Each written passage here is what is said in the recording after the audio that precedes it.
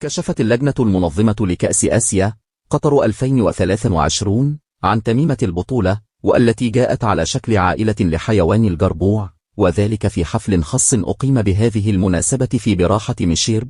وتتألف تميمة قطر 2023 من عائلة لحيوان الجربوع من 5 أفراد، التي تم تقديمها للعالم لأول مرة في كأس آسيا 2011، وتضم التميمة أفراد العائلة بعد أن كبروا ونضجوا وأصبحوا جاهزين ليكونوا جزءا في نسخة جديدة من كأس آسيا.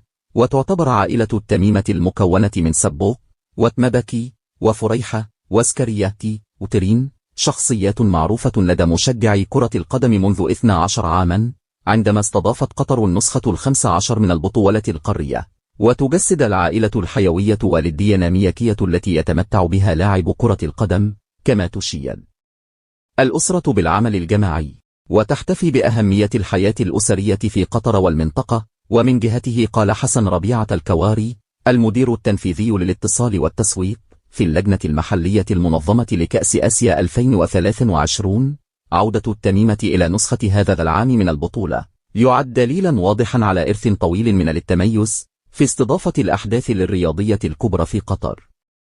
شخصيات التميمة من رسم الفنان القطري أحمد المعاضيد، الذي منح كل فرد في عائلة الجربوع صفة مميزة، حيث ترمز كل شخصية إلى الدور الذي يقوم به كل لاعب في مباراة كرة القدم لنجاح الفريق. وتمثل عائلة التميمة مناطق قطر الأربعة: الشمال والجنوب والشرق والغرب، وترمز إلى القوة الموحدة للرياضة والدور المحوري للعائلة في نمو وازدهار المجتمعات. وقال المعاضيد: منذ بداية العمل على مشروع تعويذة البطولة، أردنا تقديم عمل فني يشكل مصدر إلهام لأفراد المجتمع ليكونوا جزءا من كأس آسيا. خلال المراحل الأولى من مشروع التعويذة، انصب تركيزنا في البحث بشكل عميق في بيئتنا الطبيعية وتراثنا الغني، ووجدنا في حيوان الجربوع المعروف في صحراء قطر الخيار الأمثل الذي يجسد ما يحدث في أرض الملعب. وتحولت شخصيات التميمة إلى فيلم رسوم متحركة أخرجه فهد الكواري، وقدم أغنيته الفنانة القطرية دانا المير والفنان طارق العربي طرقا، الصوت الشهير لأغاني قناة سبيستون لمسلسلات الرسوم المتحركة للأطفال.